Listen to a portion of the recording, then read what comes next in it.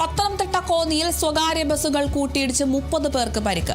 കോന്നിയിലേക്കും പത്തനംതിട്ടയിലേക്കും പോകുന്ന ബസ്സുകളാണ് കൂട്ടിയിടിച്ചത്.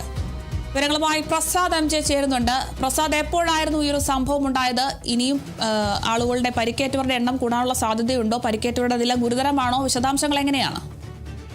കോന്നി സ്വകാര്യ ആശുപത്രിയിലേക്കും അതിനോടൊപ്പം തന്നെ കോന്നി മെഡിക്കൽ കോളേജിലേക്കും പത്തനംതിട്ട ജില്ലാ ആശുപത്രിയിലേക്കുമാണ് പരിക്ക് പറ്റിയവരെ ഇപ്പോൾ എത്തിച്ചിട്ടുള്ളത്. രാവിലെ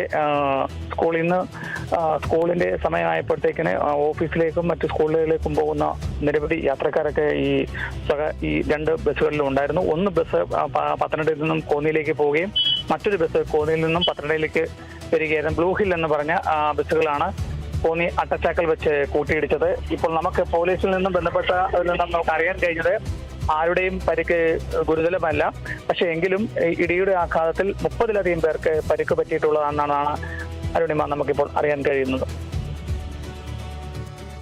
ശരി, വ്യക്തമാണ്. പത്തനംതിട്ട കോന്നിയിലാണ് അപകടം ഉണ്ടായിട്ടുള്ളത്. സ്വകാര്യ ബസ്സുകൾ കൂട്ടിയിടിച്ച് 30 പേർക്കാണ് പരിക്ക് പറ്റിയിരിക്കുന്നത്. എന്തായാലും ആരുടെയും പരിക്കുകൾ ഗുരുതരമല്ല എന്നൊരു വിവരമാണ് നമുക്ക് ലഭിക്കുന്നത്. പത്തനംതിട്ടയിലേക്കും കോന്നിയിലേക്കും പോകുന്ന ബസ്സുകൾ തമ്മിലാണ് കൂട്ടിയിടിച്ച് അപകടം ഉണ്ടായിരിക്കുന്നത്. കൂടുതൽ വിവരങ്ങൾ നൽകിയത് പ്രസാദ് എം ജെയാണ്.